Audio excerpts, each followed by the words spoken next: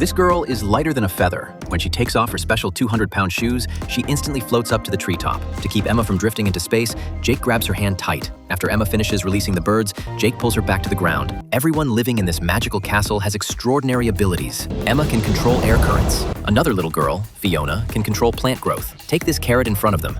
She can make it grow as big as she wants. The castle's owner is called Miss Peregrine. Legend says she's not human, but a shape-shifting bird. Miss Peregrine takes care of all the children with special abilities here. Jake wasn't originally one of them. He's just an ordinary teenager from town. But one day, Jake's grandfather Abraham met with tragedy, completely changing Jake's life. When Jake reached the scene, his grandfather still had one breath left. His eyes had been gouged out, but he seemed to feel no pain. He just kept telling Jake to go back to September 3rd, 1943, and find Miss Peregrine. Jake grew up hearing stories about Miss Peregrine. His grandfather always told him about the peculiar castle, saying he grew up there. Grandfather told him Miss Peregrine could control time, so the children in the castle never aged. Later, grandfather didn't want to live the same life forever, so he left the castle to explore the world on his own. When grandfather missed his friends at the castle, he'd show Jake their photos. He explained that Miss Peregrine hid in the castle to avoid terrible monsters. As a child, Jake completely believed in peculiars and monsters, but as he got older, he started thinking his grandfather was making up stories. How could peculiars possibly exist? Jake stopped believing grandfather's words. Not until the day grandfather died did he realize it was all real. After grandfather told him to find Miss Peregrine,